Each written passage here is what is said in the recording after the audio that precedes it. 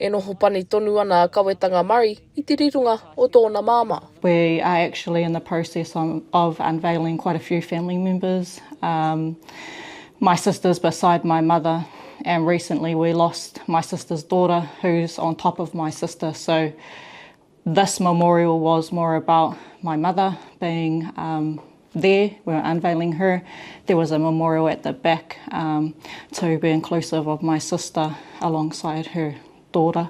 I te marama o tihema I te rātau, ka whakapā atua Murray kia Jacob Ngarewa o Affordable Headstones ki te hanga he kōwhatu mo tōna māma a Charlotte Walker I nehua ki te urupa o te pāhou I Hairini. And that was to happen on the 27th of April, which is next week.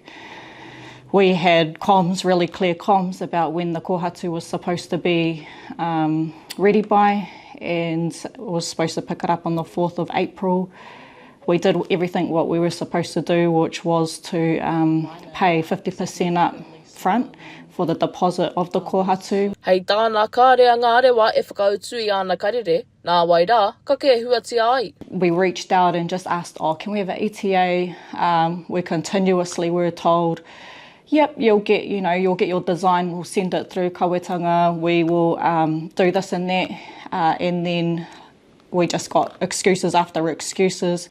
Hopefully I can get out tomorrow, and then we can arrange a collection. Ia ki tētahi māngai mo Jacob Ngarewa kia Aukaha, he maha ngā take kua rāke mo ana mahi kore rānei.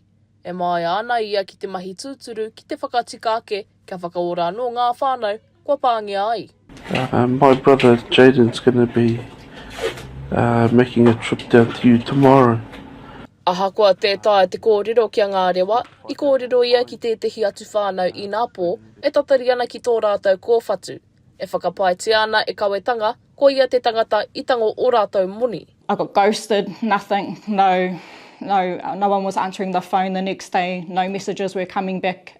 Jacob had basically, obviously he's Maui, and no other messages came through, so by then we had lost faith. Ka te re tahuri a Murray ki tētahi atu whare pakihi ki te hanga I te kōwhatu.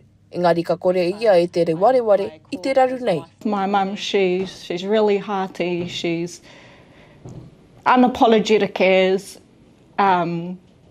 she won't want this. She'll be just like, this is just crazy, But on the other hand, I know she'll be like, your aunties ain't gonna let you sleep, girl. He nui te aroha e rere ana I wainga nui I te tamāhine mo tōna māma. Ko te tumana ko ka nehua rawa ngā kino o te kaupapa, hei ākua nei. Macie Kuki, Aukaha.